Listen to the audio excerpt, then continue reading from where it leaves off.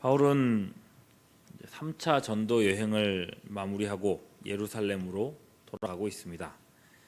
매번의 귀향이지만 이번의 복귀는 지금 것과는 무게가 다릅니다.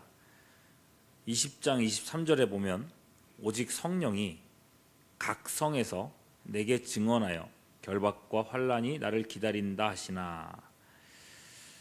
성령께서는 이번 바울의 복귀가 마지막이 될 것이라 알게 해주셨습니다. 이후로는 결박과 환난을 당하고 그리고 마침내는 사형을 당하게 될 것입니다. 이렇게 마지막 일정이 되는 걸 알게 되었고, 그만큼 바울은 자기가 세우고 돌봤던 여러 지역의 교회들을 들러서 마지막 안부를 나누고 장로들을 격려합니다. 그런데요, 거치는 지역마다 똑같은 현상이 벌어집니다. 23절을 다시 생각해 보시죠.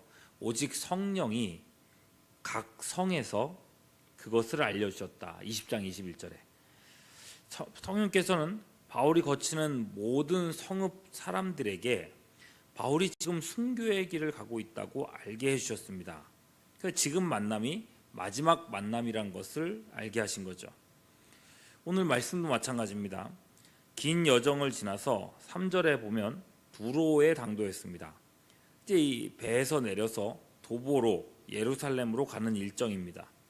그런데 4절을 보면 그 두로에서도 제자들이 성령의 감동으로 바울이 죽을 것을 알게 되었다라고 합니다. 가면 죽는다는 겁니다. 자, 그랬을 때 제자들은 어떻게 반응했는가? 4절에 나오죠. 바울더러 예루살렘에 들어가지 말라 권했습니다.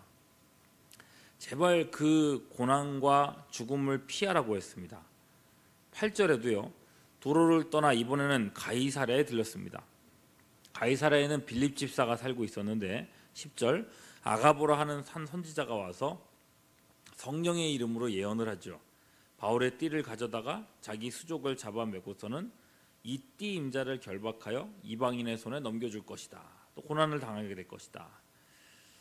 자, 이렇게까지 예언을 하고 말이 나오니 이번에는 그 현지에 있는 제자들뿐만 아니라 바울과 동행했던 사람들까지도 바울을 말리게 이르렀습니다. 12절이죠.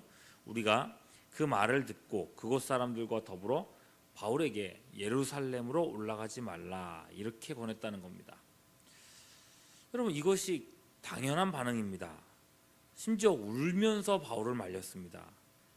사랑하는 사도 바울이 죽음의 길을 간다는데 만류하고 뜯어 말려야죠. 가지 마시라고. 그게 어렵겠으면은 좀 기다렸다가 상황이 좀 호전되면 그때 가시라고. 그래야 정상적인 반응 아니겠습니까? 어떤 분들은요, 너무 이상적인 신앙을 추구하다 보니 괴상한 주장을 하곤 합니다. 바울이 가는 길이 순교의 길이라면 순교 잘할 수 있게 기도해야 된다는 겁니다. 그거 말리면 안 된다는 겁니다. 교회는 그걸 도와야 한다고 말합니다. 그래서 언젠가 말씀드렸죠. 사도행전 12장에서 헤롯 왕이 야고보 사도를 죽이고 베드로도 죽이려고 잡아두었을 때 교회 성도들이 모여서 하나님 앞에 간절히 기도하는 내용이 있지 않습니까? 그럼 그들이 어떤 기도를 했는가, 그 기도의 내용이 뭐였는가는 본문에서 나오지는 않습니다. 그러나 여러분, 상식적으로 생각해보면 당연히 교회의 지도자인 베드로가 풀려나게 해주세요라는 기도를 했을 겁니다. 베드로가 풀려난 건 교회가 간절히 했던 이 기도의 응답이었던 겁니다.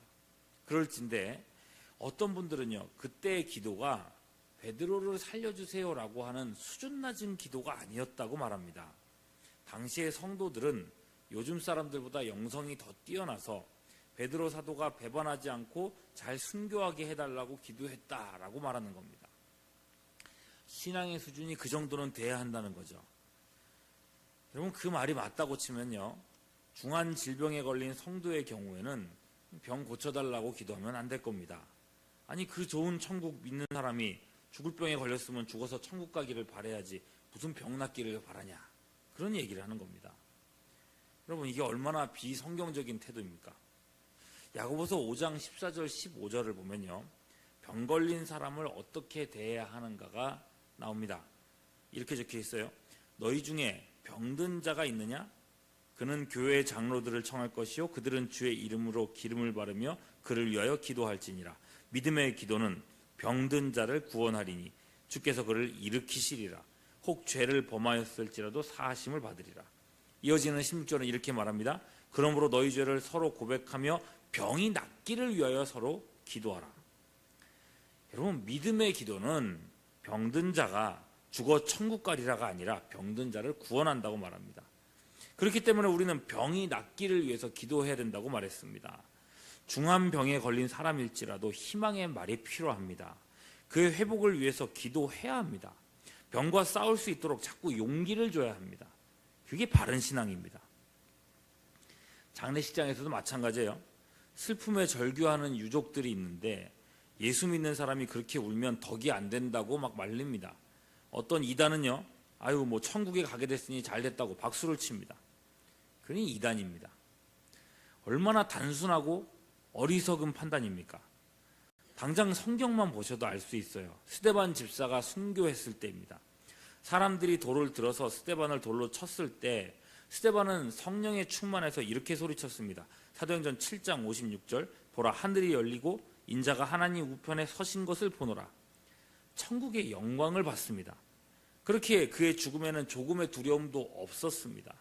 오히려 돌 던지는 사람들을 위해서 기도하죠. 60절에 주여 이 죄를 그들에게 돌리지 마옵소서. 이렇게 영광스러운 죽음을 맞이했습니다. 이로 보건대 스데반이 천국 간 걸 의심할 사람은, 의심할 교인은 아무도 없을 겁니다.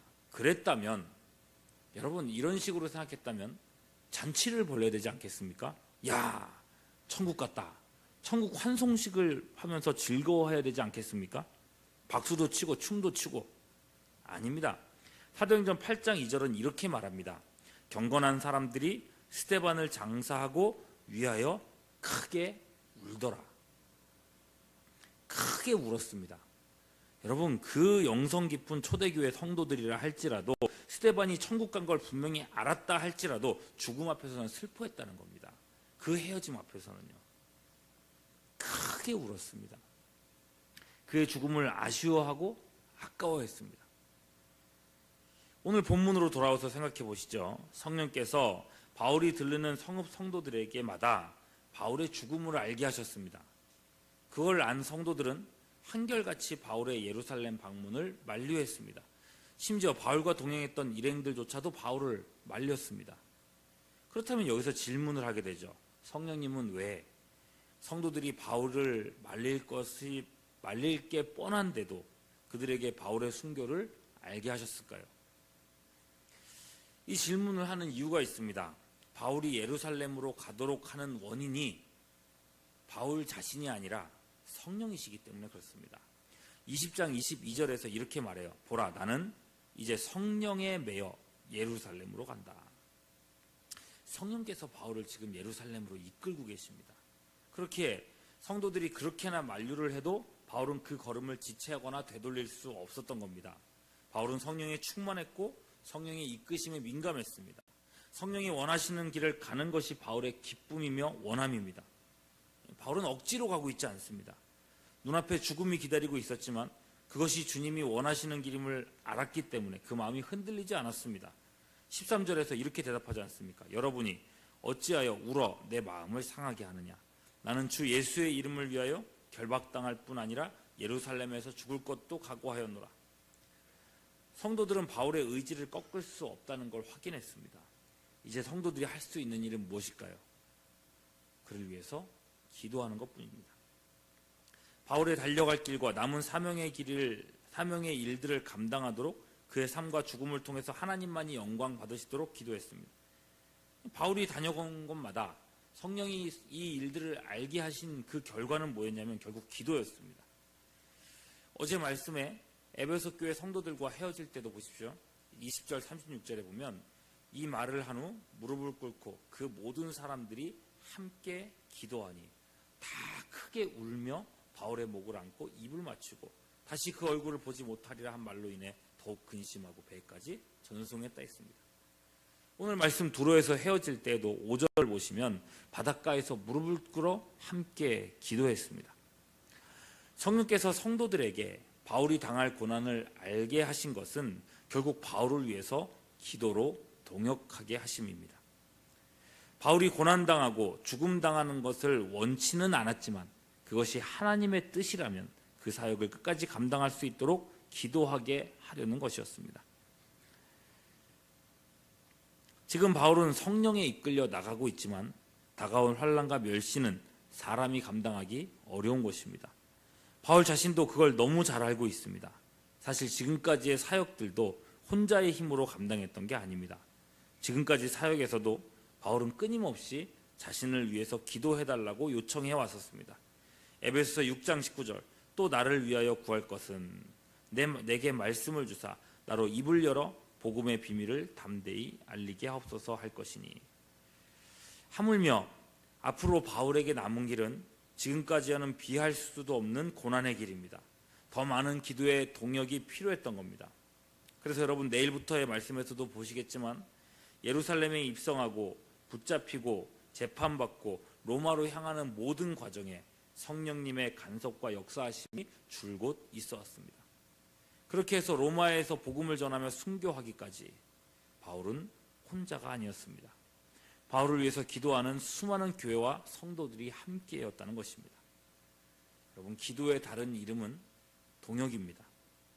우리는 기도함으로써 교회 사역들의 하나님 나라의 일들에 동참할 수 있습니다. 주일 아침에 함께 모여 기도할 때에 강단의 말씀이 더욱 강하게 역사하게 된다는 겁니다. 전성일 선교사님의 사역이 더욱 확장되기를 원한다면 우리는 더욱 간절히 기도해야 합니다. 교회에 병든 사람들을 생각하려고 있을 때 혀만 차고 있어서 될 게 아닙니다. 그들의 회복을 위해서 우리는 기도해야 합니다. 북한 땅에 굶주려 죽어가는 성도들을 위해서 우리가 뭐를 할 수 있겠습니까? 여러분, 기도는 할 수 있지 않습니까? 기도의 물줄기가 끊기면 교회의 생명력은 시들어버리고 맙니다.